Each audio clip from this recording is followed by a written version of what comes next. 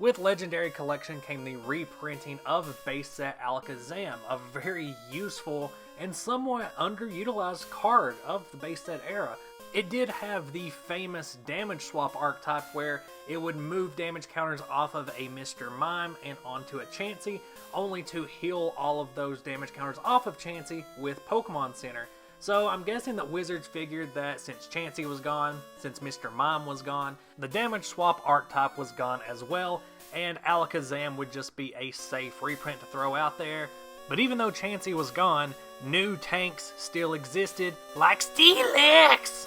In a way, Steelix was worse than Chansey because it wasn't just a sponge, it could hit back. If you thought a Steelix with a Goldberry on it was hard enough to knock out, try having a Steelix with a Goldberry on it with an Alakazam moving all the damage counters off of it in between every turn and then just healing off that damage with Pokemon Center.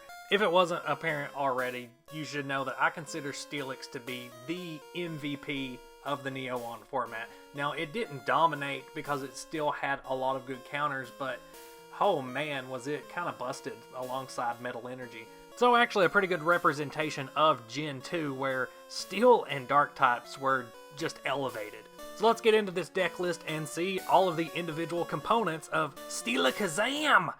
Starting with 3 copies of that big 90 HP Southern Island Snake. Having a 90 HP basic to just throw down onto your bench is really helpful because as soon as you lay this thing down, you can start moving damage counters off of an active Steelix onto one of these Onix. And even just use a Pokemon Center on the Onix before you evolve it up and start attaching Metal Energy. And if you run into any Fire-type decks, you may want to use Onix as your attacker instead of Steelix in some situations, using Slam for any 2 energy. In this case, it's going to be either Metal or Psychic. Because if you are running into a Fire deck, I highly doubt they're going to have a Grass-type Pokemon in there as well. Unless somebody's trying to bring back that Venusaur Charizard build that's so terrible. They were both reprinted in Legendary Collection. You could do it. So you got a 3-3 Steelix line. And then for the Alakazam, that's going to be a 3-3-3 Alakazam line. And for here, I'm just using the Abra and Kadabra that was reprinted for Legendary Collection from base set. There are other Abras and Kadabras you can use. I just did this because it was easier and they don't really matter. You're just using them to evolve up into Alakazam. But I do include Psychic Energy in this deck so that they can be utilized if needed. So I'll get into the alternate Abras and Kadabras you can use at the end of the video. Now, Kadabra especially can be really useful if you can somehow manage those 3 energy onto a Kadabra and use it to OHKO something like an Espeon. Or just laying down 50 damage on something that Steelix might have a little bit of trouble dealing with, like a Macargo. Alakazam itself you're not going to be attacking with very often, though you do have that option. But you probably do want to use it just for the 80 HP. That way it can stay alive a little bit longer. It's harder to knock out. It's weak to Psychic, and there's not a whole lot of Psychic types running around. I mentioned Espeon already. Besides that, you have Dark Gengar, which can be a problem using its attack to pull Alakazam off the bench and attack it. One thing that Alakazam is perfect for with that 30 damage confuse rate is pulling a Grimer off of your opponent's bench and knocking it out before it can evolve. Muck doesn't usually pose a threat to Steelix decks as Steelix itself doesn't have a Pokemon power, but in this case it can be devastating. It can absolutely ruin your damage swap deck if a Muck hits the bench. You don't have a lot of ways to deal with it other than just freely attacking with Steelix and hoping that it doesn't get knocked out and trying to knock out that Muck so that you can kind of bring back your Alakazam's power in time to move all the damage counters off of that Steelix and keep it from the KO. I was a bit hesitant with including the Fossil Tentacle that got reprinted in Legendary Collection.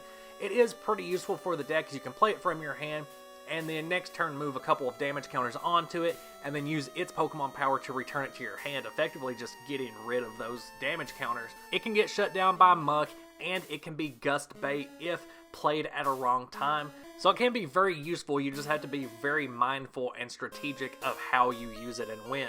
3 copies of Cleffa for some very early game hand refreshment. With Steelix decks, you do need a little bit of setup. You want to get your hand straight very early on.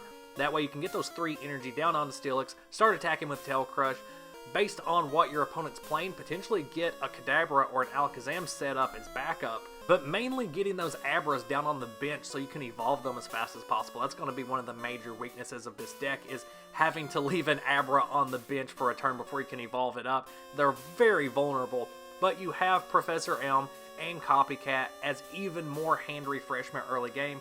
Pokemon Fan Club is going to help you get those Onix and those Abra down on the bench. Without the Copycat and the Pokemon Fan Club, this deck looks a lot like a base Neo deck, so if you want to alter this for base Neo, it's pretty easy. The 3 Pokemon Trader are going to help get straight your Onix lines, your Abra lines, and then those Tentacles and Cleffa that are kind of floating around late game. I only own 1 copy of the reprinted promo Pokemon Center, so I'm just reusing the ones from base set.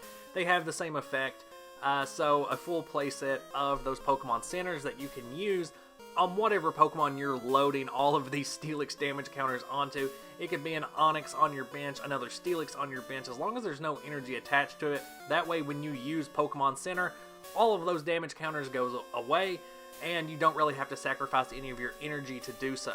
Classic damage swap shenanigans, just without Chansey this time. Because there's only 4 copies of Pokemon Center, this isn't going to be a trick that you can reuse as many times as you want. You do have to be smart about how you're moving damage counters and holding a Pokemon Center in your hand until you're sure that you can get away with it, really.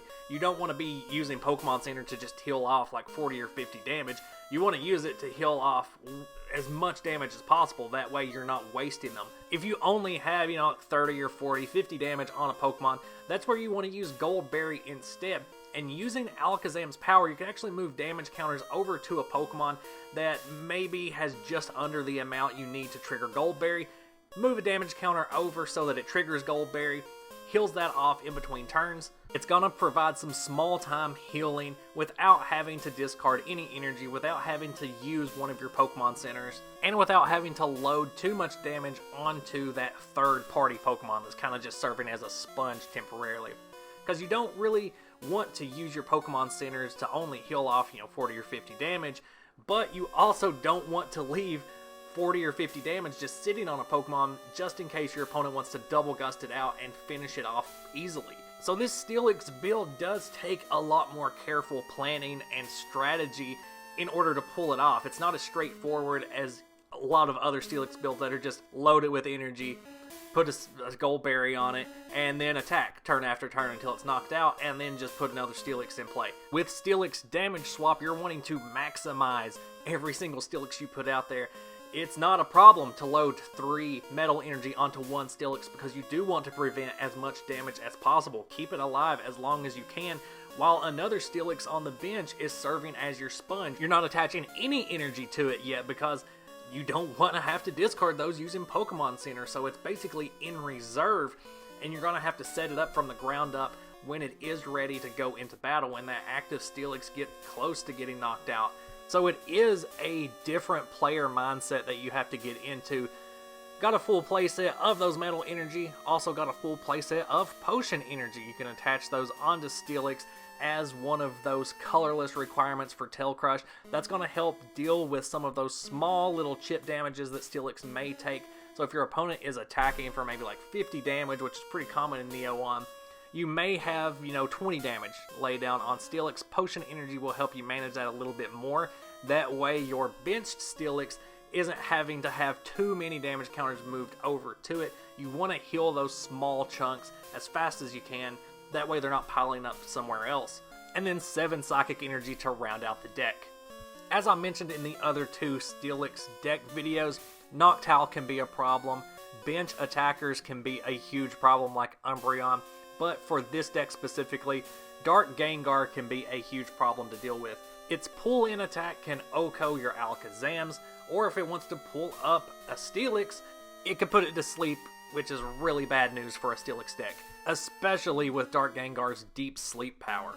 To make matters worse, Dark Haunter can call back a Cleffa or an Abra and dump it onto the bench with a damage counter on it, ready to be gusted out and an easy KO for your opponent. So while a damage swap Steelix build may make it the hardest to knock out a Steelix, it still comes with a much greater set of weaknesses that a Kingdra build or a Kabutops build doesn't have.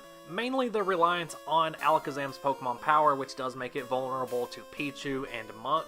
So it isn't exactly my favorite way to run Steelix, but it is a very fun way to do it. Stay tuned to the channel for more Neo on decks and other vintage Pokemon TCG content. If you've got any request decks for Neo on, toss those down in the comments. Find links to all of my socials in the video description. I'll see you next video. Now get out of here, you scamps.